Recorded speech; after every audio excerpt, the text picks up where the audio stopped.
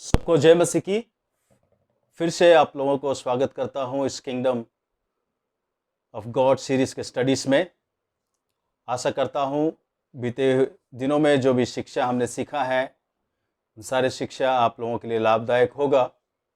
आइए आज हम किंगडम रोल के बारे में सीखेंगे। क्या हमारा जिम्मेवारी है, क्या हमारा रिस्पॉन्सिबिलिटीज़ है as a disciples of Jesus Christ होने के नाते। तो आइए हम मार्कुस लिखित सुसमाचार और उसकी 4 अध्याय उसकी 26 से लेके उसकी 29 तक हम देखेंगे। इसमें लिखा है, फिर उसने कहा, परमेश्वर के राज्य ऐसा है जैसे कोई मनुष्य भूमि पर बीज छींटे और रात को सोए और दिन को जागे, और वो बीज ऐसे उगे और बढ़े कि वो ना जाने। पृथ्वी आप से आप फल लाती है, पहले अंकुर, तब बाल और तब बालों में तैयार दाना। परंतु जब दाना पक जाता है तब वो तुरंत हंसिया लगाता है, क्योंकि कटनी आ पहुंची है। मेरे प्यारे जीजो, इस जगह में यीशु मसीह परमेश्वर की राज्य ऐसा है कि, और ये उदाहरण उन्होंने दिया है। परमेश्वर की चेले होने के नाते हम लोगों का क्या जिम्मेवारी और क्या काम बनता है परमेश्वर की राज्य को बढ़ाने के लिए। आइए इस जगह में हम गौर करते हैं क्या क्या चीज़ों की आवश्यकता है परमेश्वर के राज्य को फैलाने के लिए। और वो चीज़ हम देखते हैं 26 से लेके अगर 29 तक अगर आप पढ़ेंगे ध्यानपूर्वक तो उसमें कई चीज़ों का उपयोग किया गया है। पहला जो मनुष्य, दूसरा जो है वो भूमि, तीसरा जो है बीज, और चौथा हम देखते हैं कि प्रोसेस किस तरह से प्रोसेस हुआ और प्रक्रिया, और वो बीज बोने के बाद परमेश्वर किस तरह से उस बीज के प्रति काम करता है। इसमें कलाम में लिखा है कि और रात को सोए और दिन को जागे, और वो बीज ऐसे उगे और बढ़े कि वो ना जाने। बीज बोने वाला बीज बोने के बाद रात को सोता है और दिन को जागता है और देखता है किस तरह से वो बीज बढ़ता है, उसे पता नहीं है। और ये परमेश्वर की काम है, ये पवित्र आत्मा की काम है और उस बीज को बढ़ाने के लिए। और बीज बढ़ने का प्रक्रिया भी हम देखते हैं 28वीं आयत में कि पहले क्या होता है, अंकुर, फिर बाल, फिर इसके बाद बालों में तैयार दाना। ये 3 स्टेज हम देखते हैं, 3 प्रक्रिया हम देखते हैं किस तरह से होकर और ये दाना जो तैयार होता है। पर 29वीं आयत में हम देखते हैं इस तरह से, परंतु जब दाना पक जाता है, जब मैच्योरिटी और जब परिपक्वता में आ जाता है वो दाना, तो वो बीज बोने वाला क्या करता है, तब तुरंत हंसिया लगाता है। वो और समय इंतजार नहीं करता है। इस कलाम बताती है कि वो तुरंत हंसिया लगाता है, और कटनी, क्योंकि कटनी आ पहुंची है, तो हंसिया का भी उपयोग किया गया है। इस जगह में कुछ गहरी मतलब को हम सीखेंगे। पहला क्या है कि मनुष्य, वो मनुष्य बीज बोने वाला, वो मनुष्य कौन है? सब यीशु मसीह के ऊपर जो विश्वास करते, हर एक विश्वासी, हर एक यीशु मसीह का चेला, वो है वो बीज बोने वाला। और भूमि क्या है इस जगह में? भूमि वो है जो इस दुनिया के तमाम लोग जो आज प्रभु यीशु मसीह को प्रभु करके स्वीकार नहीं किए, प्रभु यीशु मसीह के ऊपर विश्वास नहीं किए, वो लोग जो अब आज अन्य विश्वासी है, वो जो है वो भूमि दर्शाया जाता है इस जगह में। फिर इस जगह में बीज क्या है? बीज है परमेश्वर की वचन, परमेश्वर की इस कलाम को बांटना है, उन लोगों तक पहुंचाना है। फिर हमारा काम केवल बीज बोना है, और बीज बोने के बाद उस खालिस्तान में, उन लोगों के हृदय में वो परमेश्वर के कलाम को बांटने के बाद, उनको मनादी करने के बाद परमेश्वर का कार्य आता है इस जगह में। परमेश्वर अपने तरीका से, पवित्र आत्मा के जरिए से वो कार्य को अंजाम देता है और वो पौधे को बढ़ाता है। किस तरह से बढ़ाता है? इस जगह में 28वीं आयत में हम देखते हैं, पहले अंकुर, फिर इसके बाद बाल, फिर इसके बाद बालों में तैयार दाना। ये 3 प्रकार की प्रोसेस में हम देखते हैं। तो परमेश्वर का कार्य है ये मनुष्य का कार्य नहीं है। लेकिन इस कार्य में हमें परमेश्वर के को वर्कर्स होने के नाते हमें मिलके परमेश्वर के राज्य को बढ़ाना है। तो इन कार्यों में भी हमारा योगदान है। तो इस बातों को मैं अभी बताऊंगा आप लोगों को। फिर 29वीं आयत में हम देखते हैं कि तब जब दाना पक जाता है, दाना जब पक जाता है तब वो तुरंत हंसिया लगाता है। और हंसिया इस जगह में क्या है कि इकट्ठे करना, उसको काटने का समय आ चुका है और उसको इकट्ठे करना और परमेश्वर के राज्य में लेके आना, परमेश्वर के भवन में लेके आना, स्मॉल ग्रुप में लेके आना, छोटे समूह में लेके आना, कलीसिया में लेके आना और उनको तैयार करना है, उनको अगुवाई करना है। फिर इसके बाद उनको और आगे को परमेश्वर के राज्य की बढ़ोतरी के लिए इस्तेमाल होने के लिए उनको तैयार करना है, शिक्षा देना है। तो ये प्रक्रिया देखते हैं हम। तो मेरे प्यारे जी, जो आज खास करके हमारा क्या जो जिम्मेवारी है और हमारा क्या रेस्पॉन्सिबिलिटीज है, और इस जगह में हम जैसे हमने अभी देखे हैं वो गहरी बात है। परमेश्वर ने हम सभी को वो जिम्मेवार दिया है परमेश्वर के राज्य का सुसमाचार को प्रचार करने के लिए। और उस जमीन पे, उस भूमि पे जो आज बिल्कुल बंजर पड़ा हुआ है, बिल्कुल खाली पड़ा है, उस क्षेत्र में हमें जाना है, उन लोगों के बीच में जाना है और उन लोगों तक हमें पहुंचना है जो आज अंधकार में है, जो आज परेशानी में है, जो आज तकलीफ में है, जो आज बीमारी में है, जो उनकी बदतर हालत है, उन तक परमेश्वर की उस वचन को लेके हमें जाना है। फिर उनके अंदर, उनके हृदय में परमेश्वर के वचन को बोना है। फिर परमेश्वर के पवित्र आत्मा के कार्य है, वो पवित्र आत्मा जो है बेहतरीन तरीका से वो कार्य करता है, उनके जीवन को बदलता है।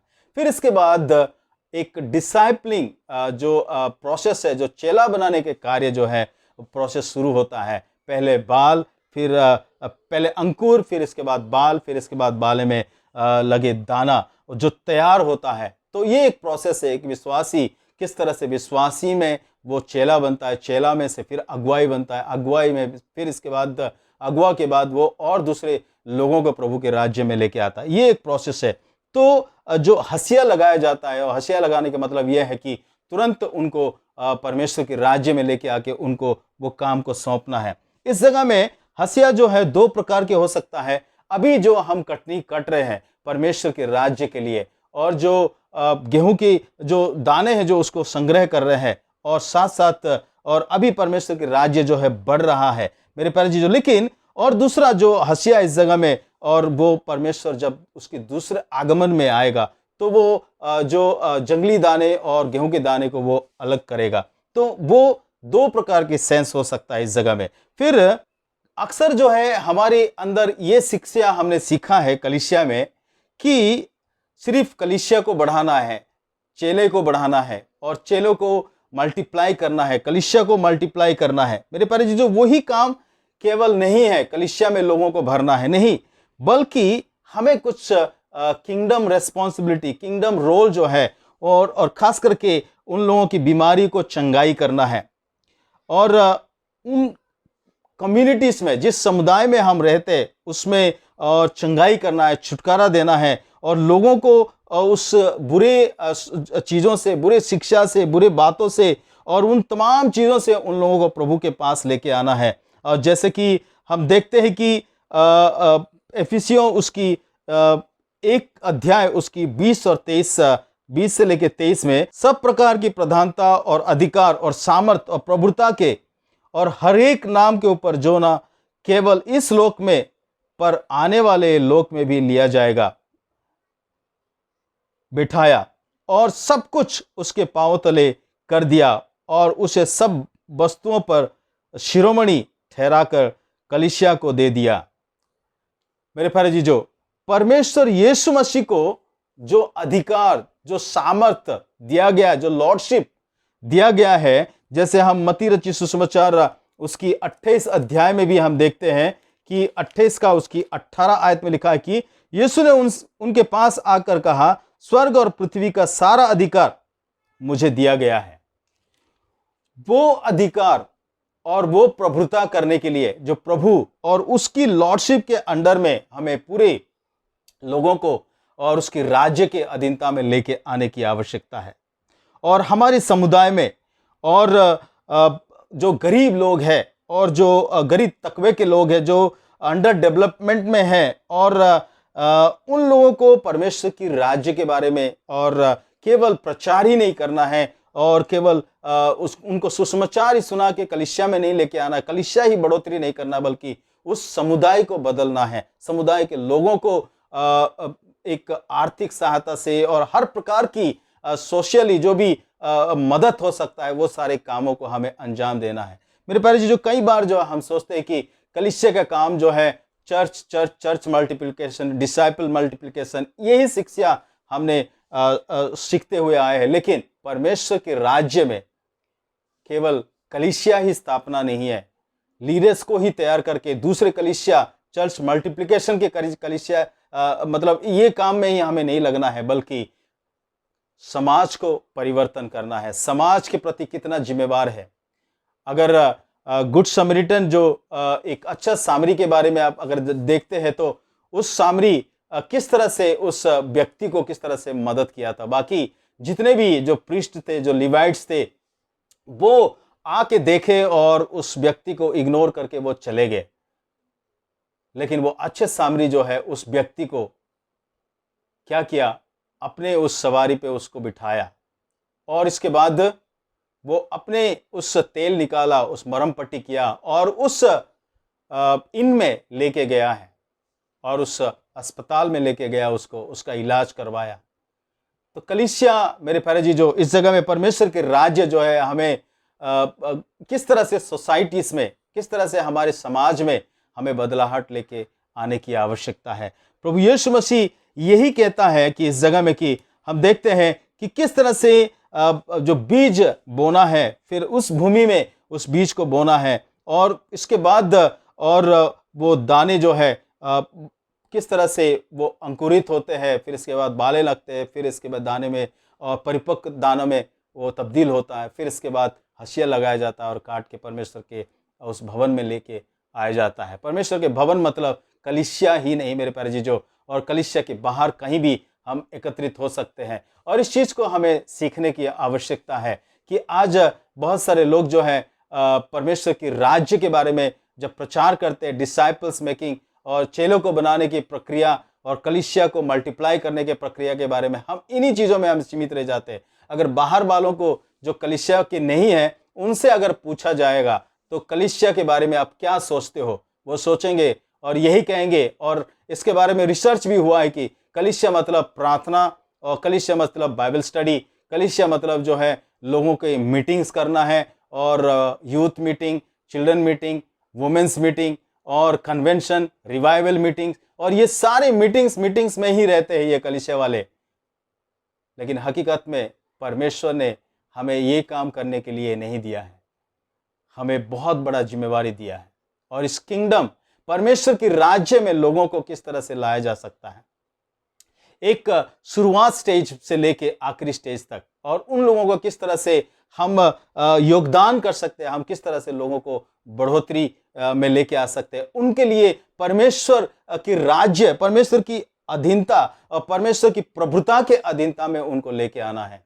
केवल हम ही नहीं, बहुत सारे लोग हैं इस दुनिया में, वो अनजान है, परमेश्वर के बारे में नहीं जानते हैं, परमेश्वर की वो राज्य के बारे में नहीं जानते हैं। आज शैतान की राज्य उनके जीवन में है और वो छुटकारा नहीं प्राप्त कर पा रहे। तो इस काम को हमें अंजाम देना है। और जो पॉवर्टी है, और जो सिकनेस है, और जो बेरोजगारी है, और हर प्रकार की चीज़ों से प्रताड़ित है लोग आज, और हर एक चीज़ों से प्रभु यीशु मसीह संसार में अपने राज्य करने के लिए इसलिए आया है ताकि हमें छुटकारा देने के लिए। इसलिए यीशु मसीह ने कहा कि मैं बंदियों को छुटकारा देने के लिए और बीमारियों को चंगाई देने के लिए। क्या कलीसिया इन सारी चीज़ों में मशगूल है, इन सारी चीज़ों को ज़्यादा करते हैं या नहीं है? आज हमें सवाल पूछने की आवश्यकता है अपने आप को। तो इसलिए परमेश्वर की राज्य के बारे में हम जब देखते हैं इस दृष्टांत में, तो कि परंतु जब दाना पक जाता है तब वो तुरंत हंसिया लगाता है क्योंकि कटनी आ पहुंची है। मेरे प्यारे जी, जो ये काम परमेश्वर ने हमें सौंपा है, ये जिम्मेवारी परमेश्वर ने हमें दिया है, कई बार हम सोचते हैं कि पास्टर्स का काम केवल स्पिरिचुअल काम है, कलीसिया का काम जो है केवल स्पिरिचुअल काम है, और सोशल काम जो है उसके लिए बहुत सारे एनजीओ है, बहुत सारे ऑर्गेनाइजेशन है, सोशल टीम्स है, और सोशल और फंक्शंस है, और फाउंडेशन है, सोसाइटीज है, ट्रस्ट है, ये सारे उनका काम है। नहीं, ये कलीसिया के काम है। खास करके यहूदियों ने, परमेश्वर ने जो राज्य के काम को बढ़ोतरी करने के लिए परमेश्वर ने उनको दिया था, वो काम को उन्होंने नहीं किए, और इसीलिए परमेश्वर को खुद आना पड़ा, और वो सभी को, वो जो गैर यहूदी है उन लोगों को ये काम को सौंपा है। इसीलिए परमेश्वर ने जब सामुएल को भेजा है कि जा और मेरे लिए जा और इन लोगों को कहे कि मैं तुम्हारा राजा हूं, तो वो लोग कहने लगे, सारे लोग कहने लगे कि नहीं, हमें एक संसारिक राजा एक चाहिए। तब परमेश्वर ने कहा कि ये लोग तुम्हें नहीं ठुकराए सामुएल, ये लोग मुझे ठुकराए, मेरे राजत्व को ठुकराए। तो इसीलिए परमेश्वर ने सौल को उनके राजा के रूप में दिया। क्या वो सौल अच्छा राजा था?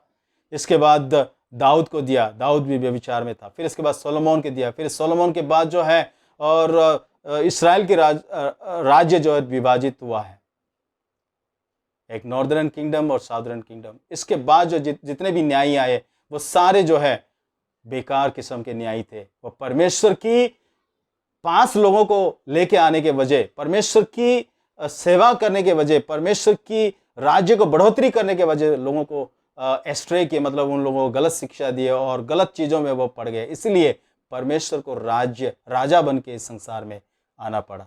बहुत सारे बात हम सोचते हैं कि परमेश्वर यीशु मसीह इस संसार में एक बेबी, एक उद्धारकर्ता करके जन्म लेने के लिए इस संसार में आया, लेकिन बहुत सारे लोग इस बात को भूल जाते हैं, एक राजा के रूप में वो इस संसार में आया था।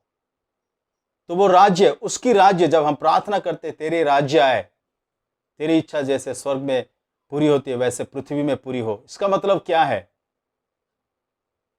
मेरे प्यारे जीजो? इसका मतलब यह है कि परमेश्वर के राज्य जैसे स्वर्ग में है वैसे इस पृथ्वी में जहां कहीं भी हम रहते हैं उस जगह में परमेश्वर के राज्य को फैलाना है। परमेश्वर यीशु मसीह की जो अधिकार, यीशु मसीह ने कहा कि स्वर्ग और पृथ्वी का सारे सामर्थ और अधिकार मुझे दिया गया है, जाओ मेरे नाम से तुम चेला बनाओ, पिता पुत्र पवित्र आत्मा से बपतिस्मा दो, जो जो बातें मैंने तुम्हें सिखाया वो उनको मानना सिखाओ, बीमारी को चंगाई करो, दुष्ट आत्मा को निकालो। हर प्रकार के कार्य को करने के लिए परमेश्वर ने हमें अधिकार दिया है, और उस सामर्थ को लेके हमें करने की आवश्यकता है, ना कि केवल चर्च प्लांटिंग और केवल डिसाइपल्स मल्टीप्लिकेशन, इन चीज़ों में हम रहे। और कई बार हमारा सोच विचार जो है इतना बुरी तरह से एक कोने में हो गया है कि हम इन्हीं चीज़ों में लगे रहते हैं। इससे बाहर आना है। परमेश्वर ने हमें बहुत बड़ा काम के लिए बुलाया है, बहुत बड़े काम को अंजाम देने के लिए बुलाया है, और सारे लोगों को परमेश्वर की उस राजत्व की अधीनता में लेके आने के लिए परमेश्वर ने हमें एक काम को दिया है। मेरे प्यारे जी, जो हमें उसके दूसरे आगमन तक हमें ये सारे कामों को अंजाम देना है। बहुत सारे गरीबता को दूर करना है, और जहाँ पर उन्नति नहीं उस जगह में उन्नति लेके आना है। लोगों को जीवन को चंगाई देना है, छुटकारा देना, इमोशनली, स्पिरिचुअली, फिजिकली, फाइनेंशियली, हर क्षेत्र में हमें परमेश्वर के काम को अंजाम देना है। तो हमारी रेस्पॉन्सिबिलिटी यही है, हमारी जिम्मेवारी यही है, हमारा फर्ज यही है कि हम परमेश्वर के राज्य को किस तरह से बढ़ाते हैं। तो यही काम परमेश्वर यीशु मसीह ने हमें दिया है। हमें फिर से थोड़ी से सोचने की आवश्यकता है, क्या हम परमेश्वर की आज्ञा को पालन करके उसके राज्य को बढ़ा रहे हैं, या केवल एक कोने पकड़ के केवल चर्च और मीटिंग और फास्टिंग प्रेयर और डिसाइपल्स मेकिंग, इन चीज़ों में हम लगे हुए हैं। हाँ, वो भी ज़रूरत है, वो भी ज़रूरी है, लेकिन ये भी बहुत वाइटल है, ये भी बहुत अहम है। तो आइए हम अपनी जिम्मेवारी को समझें और इस वचन को और गहराई से जाने और परमेश्वर की महिमा के लिए इस्तेमाल हुए। प्रभु इस वचन से और हम सभी को इस शिक्षा से आशीषित करे। आमीन।